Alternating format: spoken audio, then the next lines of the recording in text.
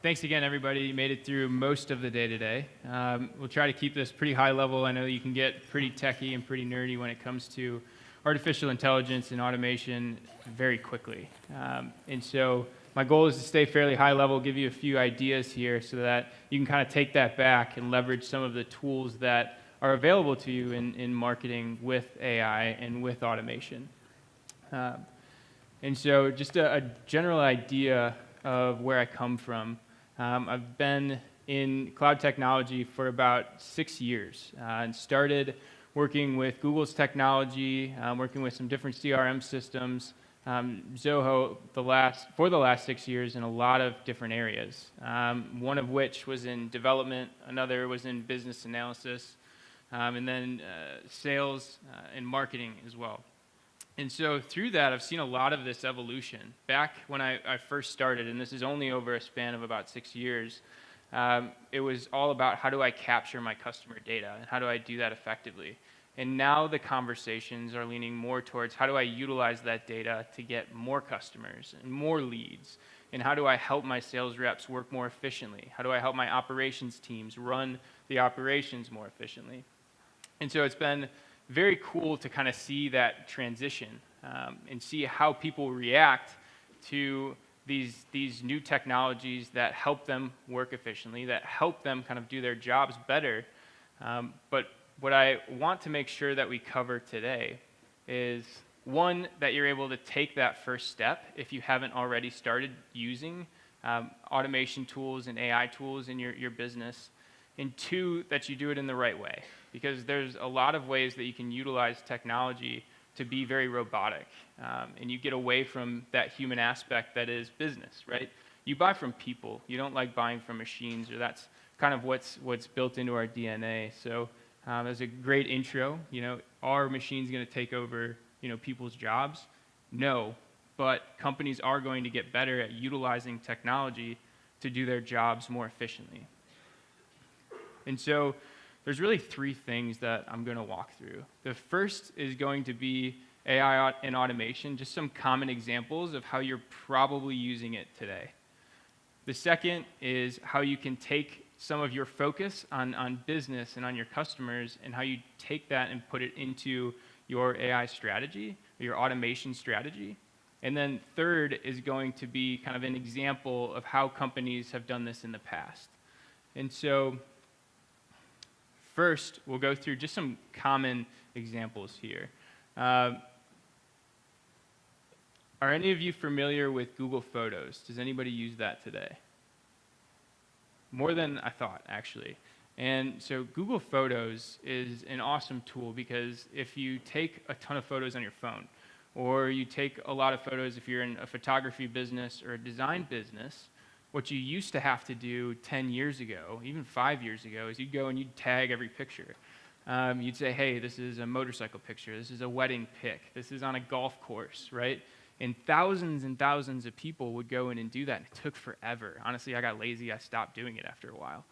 And so what Google Photos allows you to do, and I've only experienced this in the last year or so, but it allows you to just search for things because people have tagged motorcycle in a photo, or waterfall in a photo. People have tagged that so many times. Google's artificial intelligence can go in and say, hey, this is a picture of a motorcycle. I didn't have to do anything, and that tag automatically shows up. This is actually kind of real life. I'm very much into kind of motorcycling and these cross-country trips, so I take a lot of photos in a lot of different places. And so I used to be that person that whipped out their phone and said, hey, let me show you a picture really quick of this cool trip. And it would take me 5 minutes. It'd be awkward. I'd be scrolling through my phone. Hey, check it out. Now, I just search motorcycle. You can kind of see that on the top of the screen, and it shows all of these different photos that I have. So that is how Google has helped me as a customer kind of utilize their platform and give me a great experience from a personal aspect. Second is something that you're all probably extremely familiar with, especially this morning. This is Google Maps, right? Google Maps takes a lot of your information from your GPS data when you actually use them to navigate from one place to the next, to get from A to B. And so kind of on the screen here, I actually wish this morning there was literally a river running down I-90, so Google didn't pick that up. But yeah, it was quite the experience. I'm actually in a completely separate wardrobe too. I got soaked.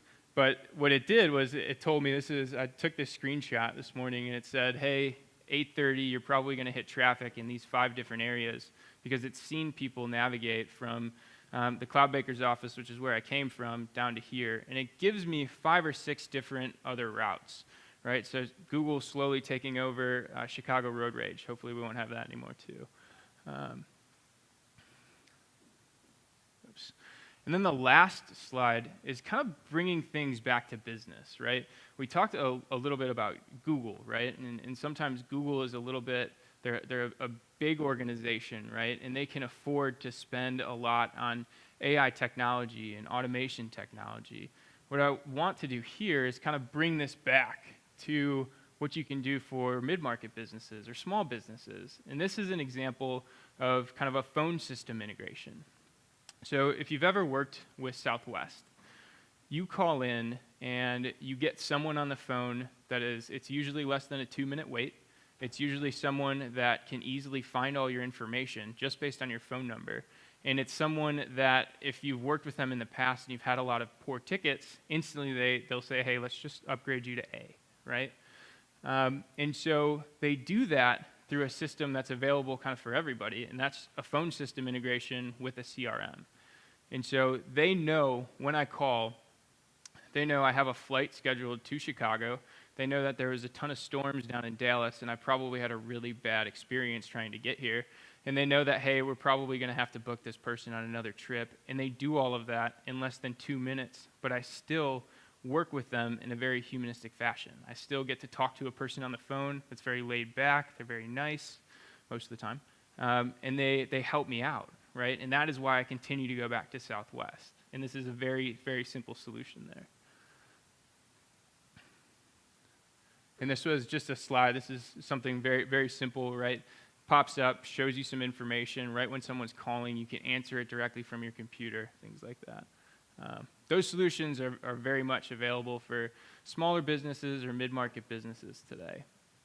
And that's kind of an example or a segue into how you develop this to focus on your customers and how you don't focus on automation or artificial intelligence to focus on yourself as an organization, right? If you focus only on automation for your business, you might lose track of what your customers actually want or your customers actually need. And so when you're looking at technology or you're looking at these platforms or solutions that are surrounded by AI or they're surrounded by automation, you're going to have a ton of different ways that you can customize these. If you're a transactional business, you're going to work very differently than a business that people call for advice and they want to go and build solutions, right? It might be a longer conversation with one company where it's transactional with another. So the way that you set up some of these technologies or the way that you select your platforms is going to be different. So there's 3 things that we like to focus on when you're looking into technology to kind of have better business process optimization. And that's going to be your mission, your culture, and your customers, last but not least. Your mission is all about what are you trying to do as a company? You know, if you're a nonprofit that is trying to help out countries in the South by bringing individuals down there for a trip, but doing some help in the area or building hospitals and things like that, you're going to work with your clients to get them interested in a trip, but also have them contribute back to the society down there. And so your goal is going to be to give information to people about trips that they like, whether it's South America, whether it's India, some of these countries where that's useful. That's your company goal, and you're going to put that into your technology. The second is your culture. Like I said with Southwest, they employ people that are very personable. They're very empathetic to their customers. When you call them, you get a similar experience every time. And so what they do for technology is they focus on technology that's going to help their users or their call centers help their customers. And they'll do it in a way that I, as a customer, can provide all of my information without ever having to do anything. And so that's kind of focusing on your business vibe. When you call Southwest, it's no frills, right? Through and through, from all of their automation, from all of their AI, and from the people that they employ. And last is your customers, right? That's the most important. When you're looking at your client base, you need to know what is the value that you provide. Like I said, if you're a transactional organization, someone's going to call you and they might want a quote in 2 seconds.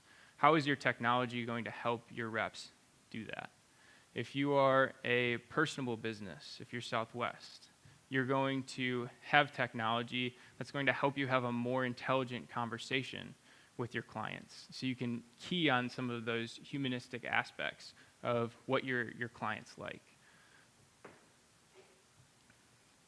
And so next, I just want to show some examples of what you can do very easily to kind of help that humanistic experience, right? So you focus on your mission, you've got your culture down, you know what your customers like. Now, how do you put that into practice? Or what's an example of how you can put that into practice? First is going to be relative web page content. I know you've heard a ton over the last 2 days about SEO, about how you can kind of tailor your web pages to meet your clients or to meet your prospects. This is a very easy thing to do with a lot of the technology out there. Once you understand your customer's profile, do they like Harley Davidsons or do they like Honda CBRs or kind of the more of the crotch rocket aggressive speed style, right?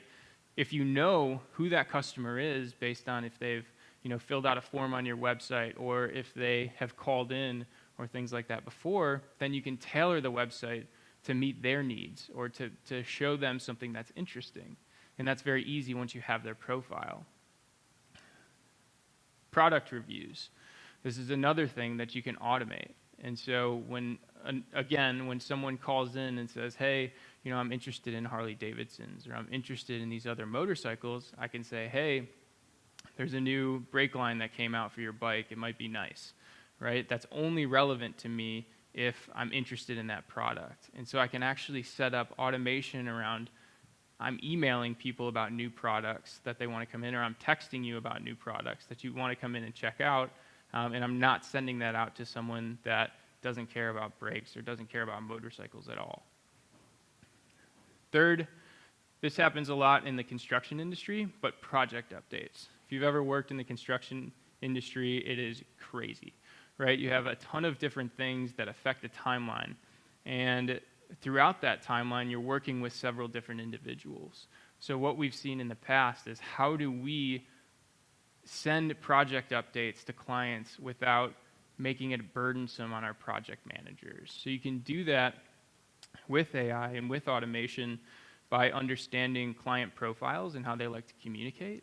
And then you can send out project updates on a timely basis to make that a much more empathetic conversation. Whether it's, hey, we're really far behind, we're sorry, or it's, hey, we're really far behind, get over it, right? Some people might like one or the other.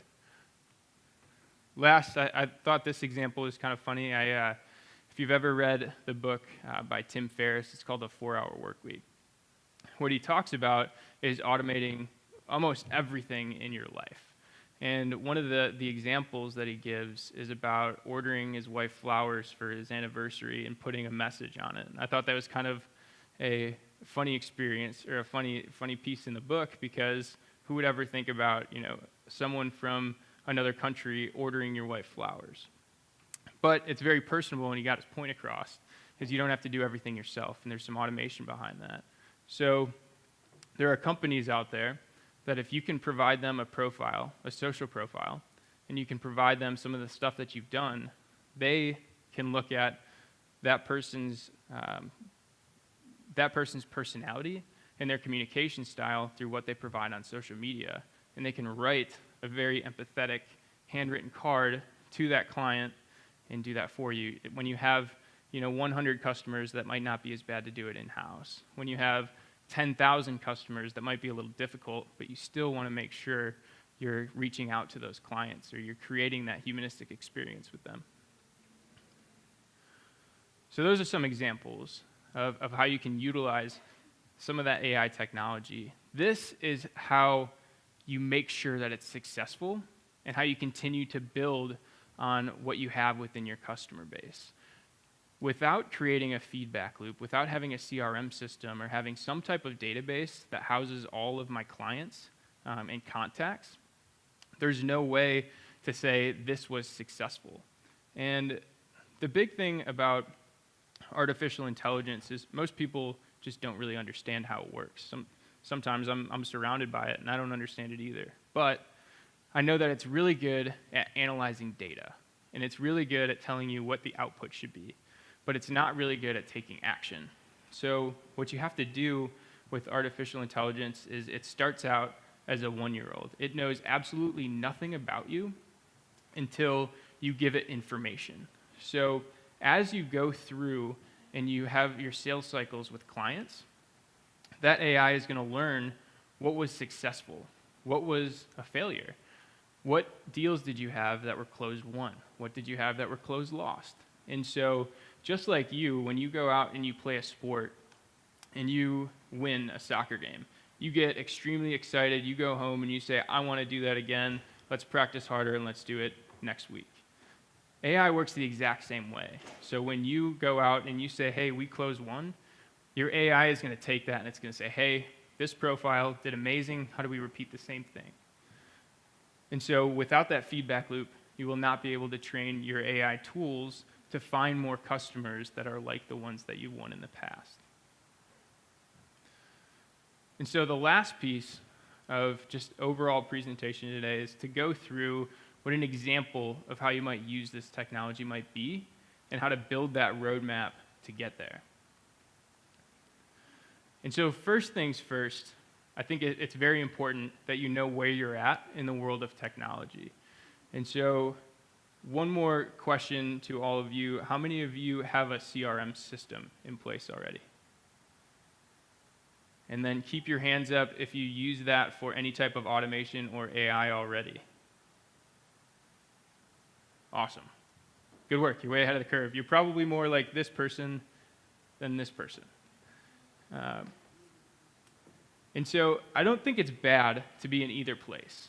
I think regardless, you can still take a step towards that AI and automation. And as we kind of talked about earlier, there's a lot of companies that are utilizing this technology to help their internal employees help their customers better. And the more they can do that, the more efficient they become, the more business they can handle in a way that doesn't affect the quality of care or the quality of output they have within their organization. And so to do this, you need to make sure that you follow a process to implement some of these pieces. And again, first and foremost, make sure you're focusing on your customers. Make sure you understand what you want to do as a business and how you want to relate that back to your actual clients, especially if you look at your top 50 clients. What is common across all 50 of those? Step one is going to be around prioritizing. So you might need help at the end of the sales funnel to keep your account management rolling. That's where you could use AI. Or you might have a problem getting leads in the door. Those are going to be two completely different issues, and you need to make sure you know which one you want to do first. Again, I think it's all about, with technology these days, dipping your toes in first and then continuing to explore new solutions once you have something in place and tweaking those different items. Step two is finding a reputable platform. And that is very difficult because AI and automation it's very misunderstood. So there's a lot of kind of BS solutions out there that don't hold up to the promise that they say they do. So you need to be very careful in what you're selecting, and you need to make sure it's something that's going to move your business forward. And you won't have to redo it in the long run. Step three is fuel to prime the engine. So AI and automation run based on the information that they can consume. So you have to feed them information about your client base. And in order to do that, a lot of times, especially in business-to-consumer based companies, you can use social media profiles like Facebook. Tailoring your content, once you have enough information that you can kind of feed that perfect profile, how are you going to tailor your information to go after those speedster bikers versus those Harley Davidson riders. And then the last piece, I'll get out of the way here, is around planning, executing, and monitoring your solution. In order to do this, you need to have a plan. You need to say, hey, I know what I want to do, and this is how I'm going to execute it. And then you need to make sure that your staff is ready for something like that. This is going to be a change within your organization, just as much as switching from, in some cases, the old version of Outlook to the new version of Outlook, just on a larger scale. Or Office 365 to Gmail, or whatever it is that you do from a standpoint of switching technology or changing the way that you work internally. And so we'll run through an example, and I'm going to stick with the motorcycle example because I know it fairly well. So we'll run through kind of each one of those steps in the real world and how that looks. And so I've broken down our sales funnel here into 4 different areas. Just for simplicity's sake, I know all of you out there that are marketers or in sales, there's probably 15 of these. But we'll start with marketing qualified leads, people that are out there that don't know about you yet, but might be interested somewhat in motorcycles. Sales qualified leads, people that have engaged but have not come into your store yet. Opportunities, anybody that comes into the motorcycle shop and closed, either closed one, they purchased a motorcycle. And so I've got 2 different demographics, as I've been saying kind of throughout this presentation. I have this side, which might be more of a cruiser type mentality. They like driving through Denver, through the mountains. They might have a family. They might be a little bit older of a demographic. And then you've got these guys that might also be interested in skydiving. They might like Red Bull, kind of stereotyping here, but they might like speed. They like sprints, not long cruising rides. And so if you mix these 2, this person might completely despise this person over here, right? Because they're different demographics. They like different things. And so if you market to one information that's meant for the other, you might lose a complete opportunity there. So it's very important that you're able to tailor messages from one to the next. And so step 2, first, for this example, when prioritizing, we're going to say that we have great individuals in our shop. When someone comes in, we close it every single time. So sales on the bottom of the funnel are very easy for us. Whereas we have a really hard time getting marketing qualified leads to sales qualified leads and getting people into the store in the first place. So when we're looking at our priorities, we're going to focus on our lead generation. We're going to focus on our social media management. We're going to focus on our profiling. And that is what is going to lead us into our search. So when we're looking for different platforms, we're going to need to have something that reaches out to consumers directly. We're going to need something that can properly profile individuals. We're going to need something that is scalable with our business, and also we're going to need something that we can use our internal systems to give it information so that it can find more people that are more likely to close on a motorcycle. This is the hardest part. Again, just being in the industry, I've seen a lot of solutions out there that, again, they do not hold up to their promise. So it's very important that you vet these out and don't rush it. Make sure that you find that platform that you're willing to invest in, and when you are comfortable with it, go all in on that platform. 3 is about priming the engine. So how is it that we are going to get information once we've found our tool? And the way to do that is you need information about your customers, and then you need information to compare your customer base to the outside world. And so great places where you can get that information is something like Facebook, right? You all have probably seen the news around Cambridge Analytica. Yes, it was used kind of in male practice for what they were doing to try and influence voters' opinions.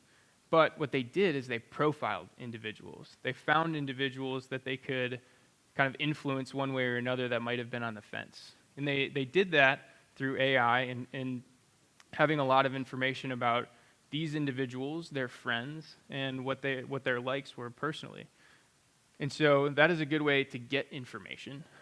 Doesn't mean you have to use it for malpractice. You can use it for good things. If it's more B2B, you can use something like ZoomInfo to prime up a database, right? There's a ton of business contacts on there. LinkedIn is the same way. Twitter is, again, more business to consumer.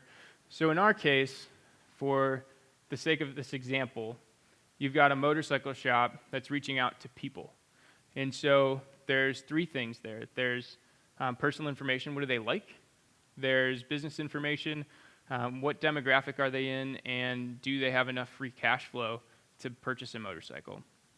And then three, what type of conversation do they like to have? And you can get them from Facebook, Twitter, and LinkedIn, I think are the biggest ones. Last but not least, I think it's important that you have a CRM system. So if you don't have one already, take a look at what's out there. I know there's some big names, but there's also some smaller names that might be a little bit more cost efficient if you're not ready to dive into a large investment.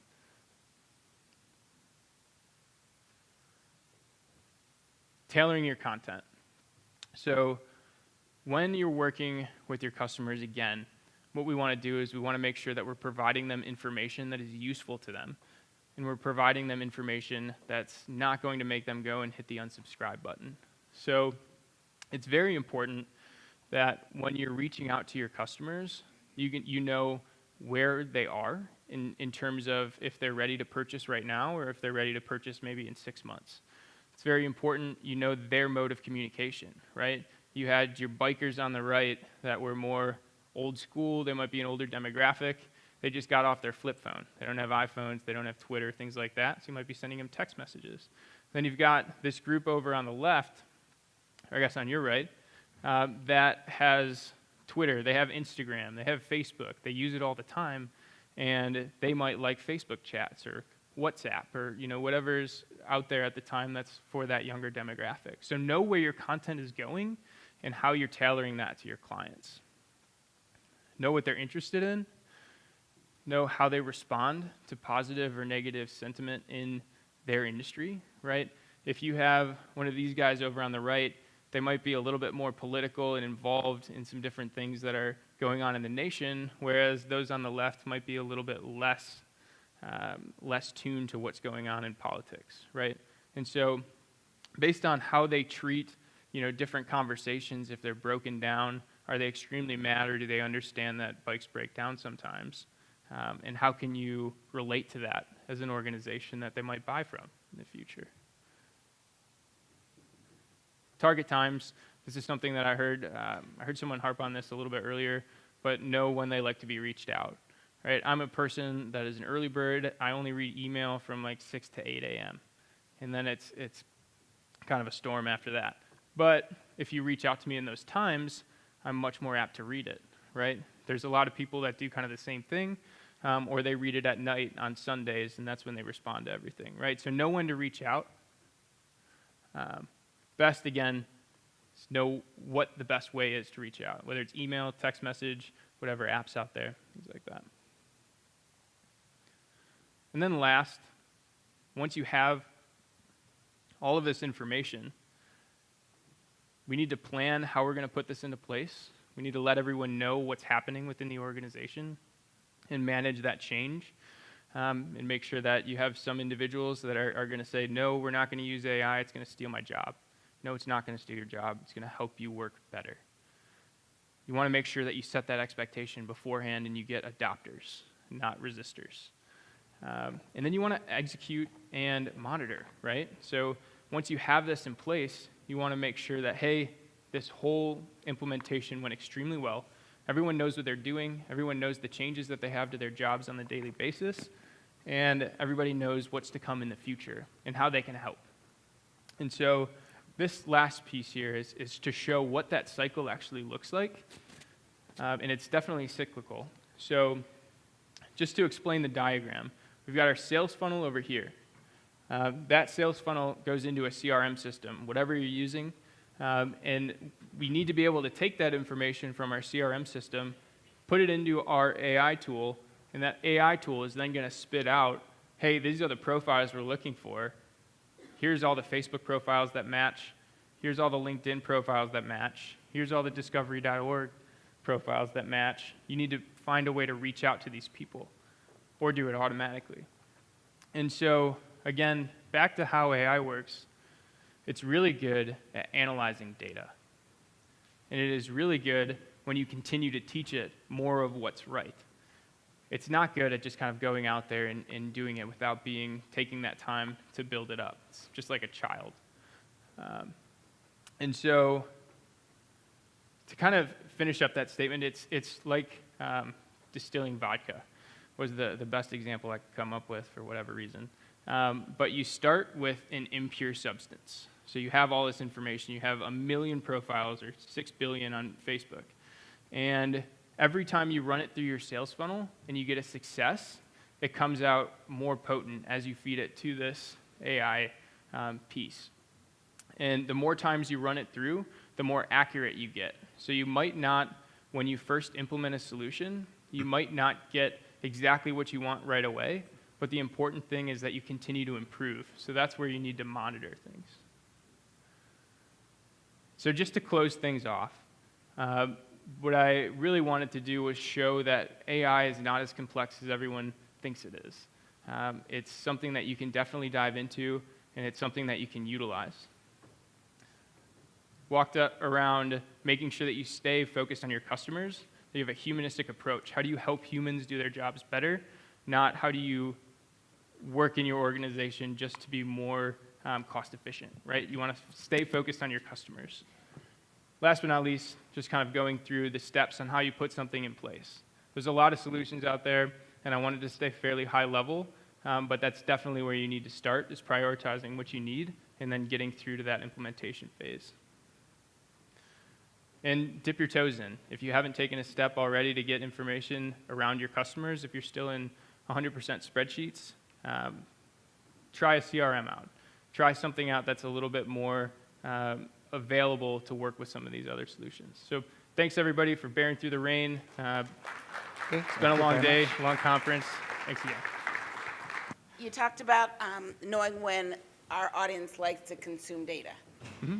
And, as much as I would like to test, do A/B tests and figure things out, I've got a limited amount of time, limited amount of touches to get to them.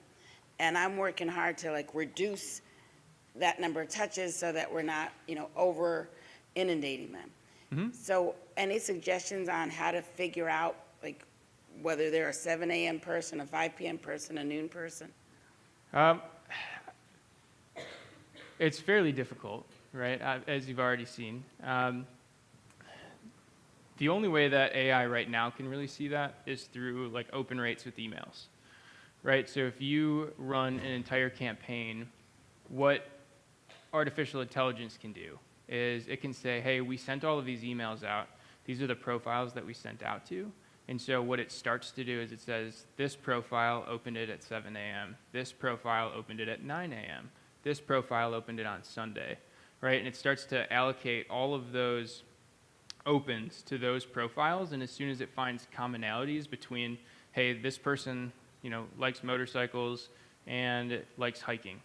And there's 4 people that like motorcycles and like hiking, and they're morning people, right? So it'll start to suggest that you reach out to that type of a person.